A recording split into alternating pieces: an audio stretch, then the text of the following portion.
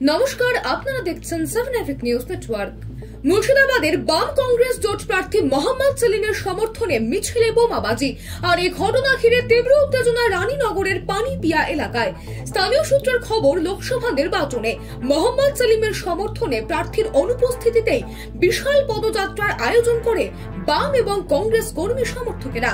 আর সেই মিছিল পানিপিয়ার নাজরান এলাকায় পৌঁছতেই একদল দুষ্কৃতী সশস্ত্র অবস্থায় ওই মিছিলে হামলা চালায় বলে অভিযোগ। বোমাবাজির ফলে ছত্রভঙ্গ হয়ে যায় মিছিল। এলাকায় ছড়িয়ে পড়ে তীব্র উত্তেজনা।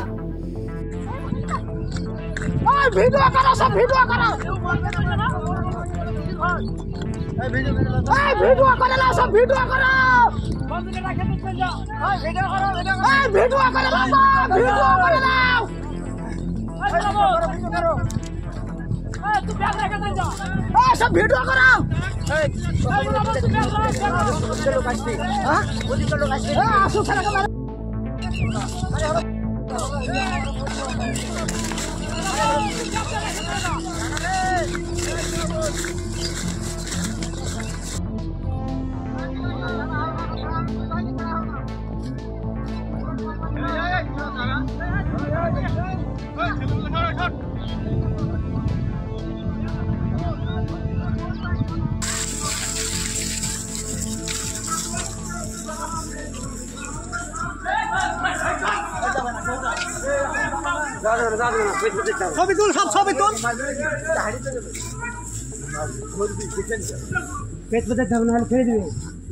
জোট কর্মী জালালউদ্দিনের অভিযোগ, পুলিশের সামনেই হয়েছে হামলা এবং পুলিশের ছত্রছায়াতেই এখনো রয়েছেন দুষ্কৃতীরা।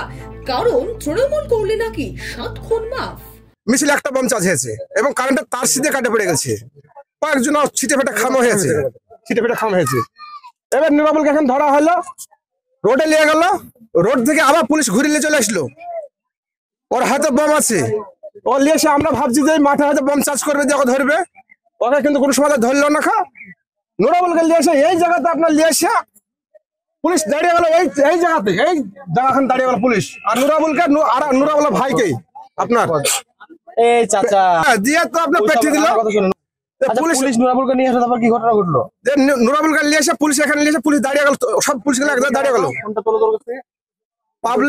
পাবলিককে যেতে দেয় না, আপনার পাবলিককে যেতে দেয় না। পুলিশ সবাই পাবলিককে থামিয়ে দিল, নুরাবুলের ভাইকে ছেড়ে দিল। ওরা এক করতে হাঁটতে হাঁটতে শুরু করে দিল। ছাড়লো কেন সেটা পুলিশের ব্যাপার, আমরা জানছি না কিসের লেগে যে ছাড়লো কেন পুলিশে।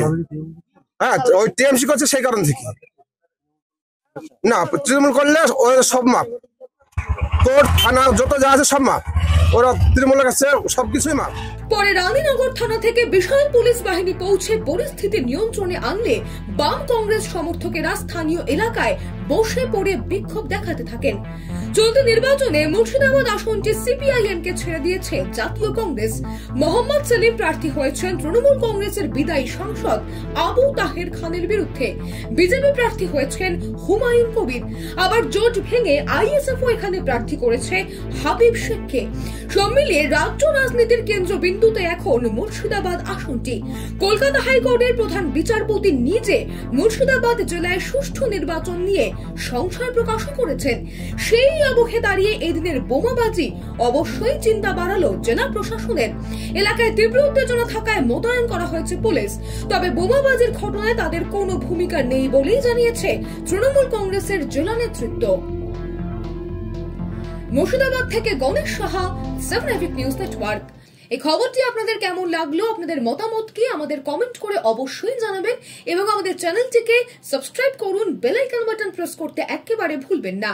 আপনাদের একটা সাবস্ক্রিপশনও আমাদের জন্য অত্যন্ত মূল্যবান। সকলে ভীষণ ভালো থাকবেন, দেখতে থাকবেন। জয় হিন্দ।